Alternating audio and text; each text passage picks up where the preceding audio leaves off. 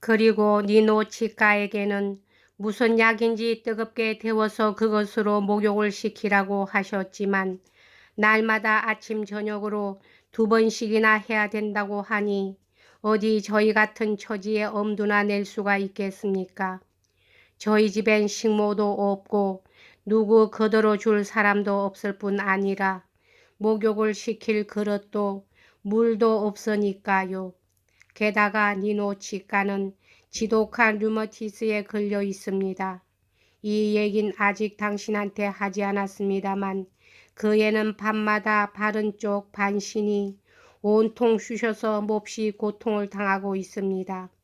그런데도 그 천사 같은 애는 식구들에게 걱정을 끼치지 않으려고 그걸 꾹 참고 저희들을 깨울까봐 신음소리 하나 내지 않는단 말입니다.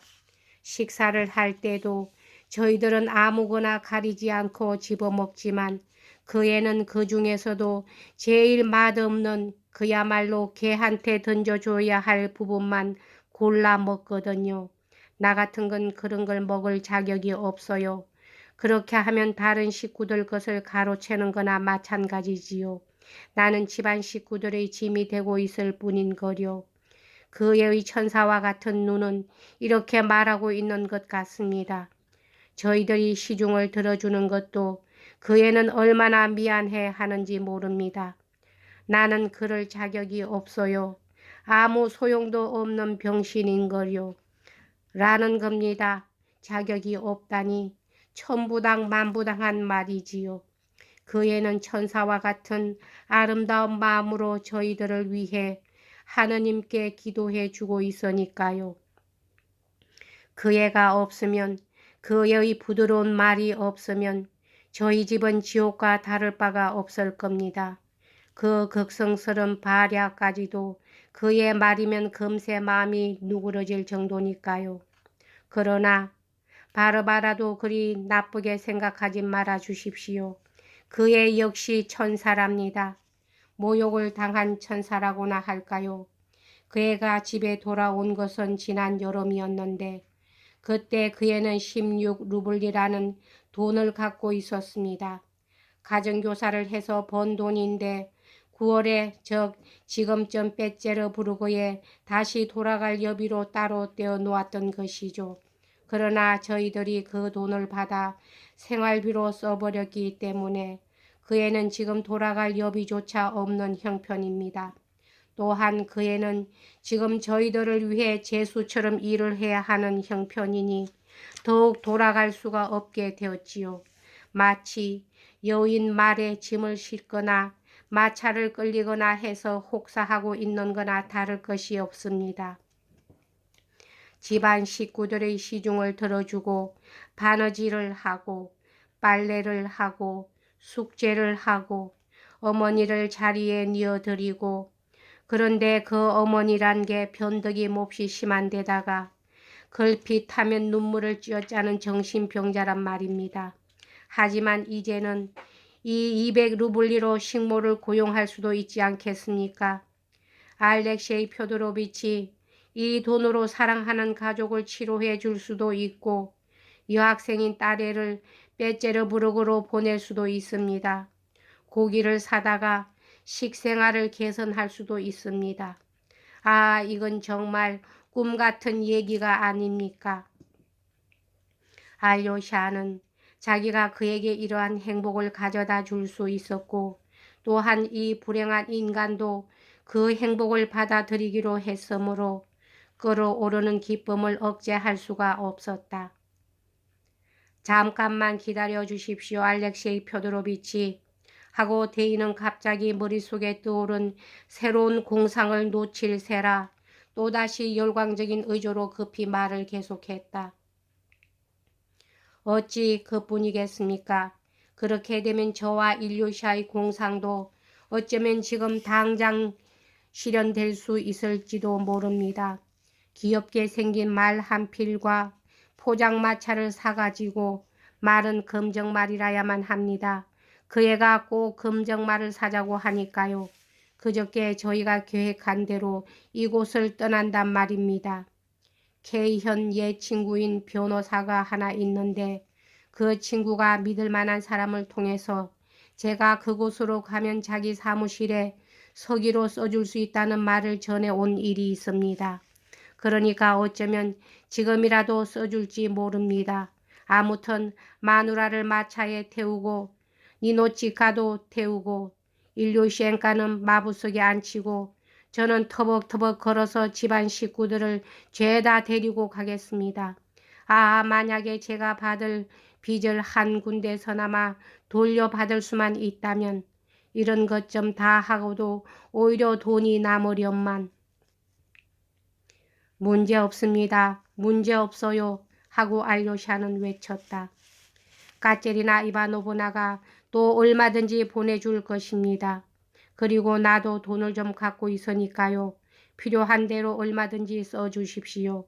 형제라고 생각하고 써주십시오. 나중에 갚아주시면 되는 거니까요. 당신은 돈을 많이 벌게 될 겁니다. 암 벌고 말고요. 그리고 다른 현으로 이사를 가겠다는 건 참으로 좋은 생각입니다. 그런 생각은 쉽사리 머리에 떠오를 수 있는 계획이 아닙니다. 그렇게 되면 당신도 잘 살 수 있고 특히 그 애를 의해서도 좋을 것입니다. 어쨌든 되도록 빨리 겨울이 되어 추위가 닥쳐오기 전에 떠나도록 하십시오. 그리고 거기 가시면 편지를 보내주셔야 합니다. 앞으로도 우리는 형제처럼 지내기로 합시다. 이건 결코 꿈이 아닙니다. 알료샤는 더할 나위 없이 마음이 흡족하여 그를 포옹하려 했다. 그러나 상대방의 얼굴을 보자 그는 멈칫 물러서지 않을 수가 없었다. 대위는 목을 길게 뽑고 입술을 삐죽 내민 채 몹시 흥분한 듯 창백한 얼굴을 하고 서 있었다. 그는 뭔가 말하려는 듯이 입술을 들썩거리고 있었으나 소리는 들리지 않았다.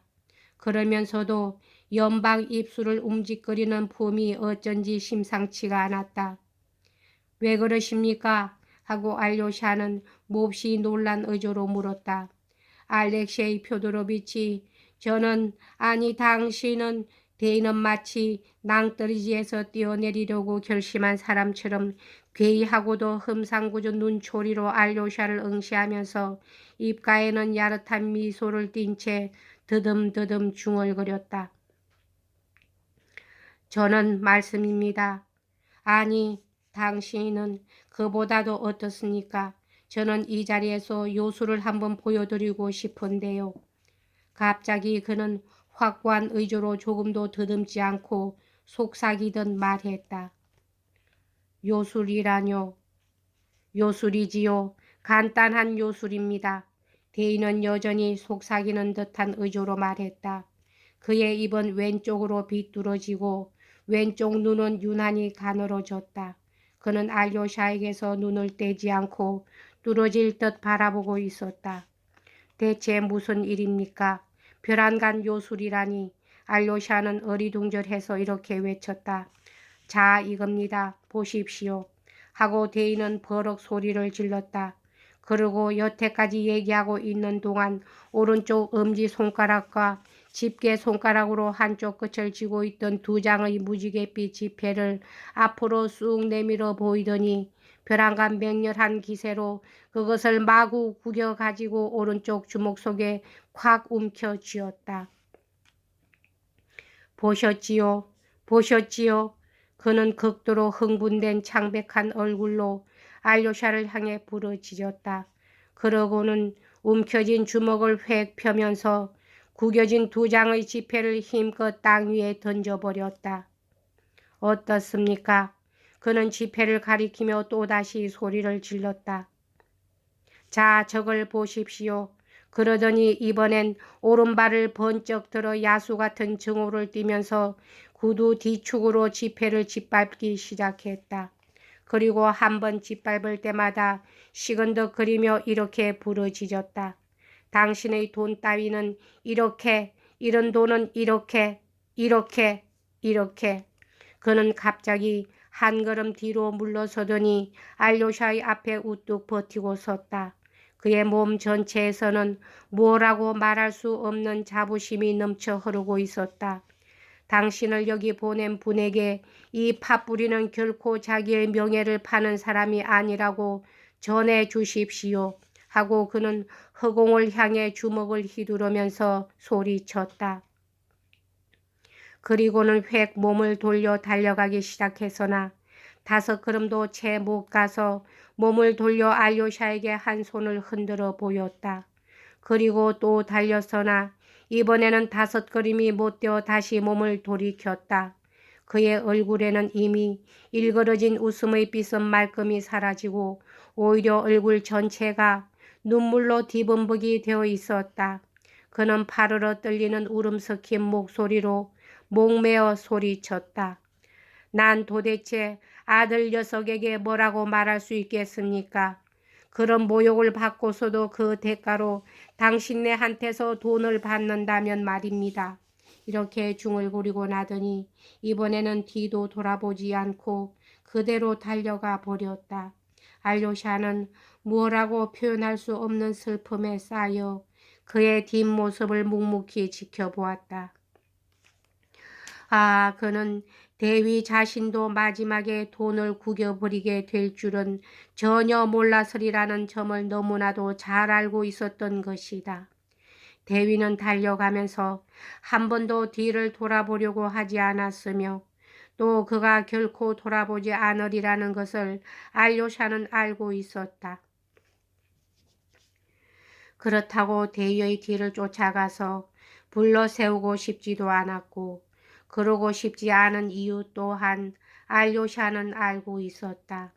대위가 시야에서 아주 사라져버린 다음에야 알료샤는 2장의 지폐를 주워 올렸다. 지폐는 구두에 짓밟혀 모래 속에 반쯤 묻혀 있었는데 몹시 구겨지긴 했지만 구김살을 펴보니 찢어진 곳은 단 한 군데도 없었고 새 돈처럼 빳빳했다. 그는 지폐를 잘 손질해서 반으로 곱게 접어 주머니에 넣은 다음 부탁받은 일의 결과를 알리기 위해 까체리나 이바노브나의 집을 향해 걷기 시작했다. 여기까지 하겠습니다.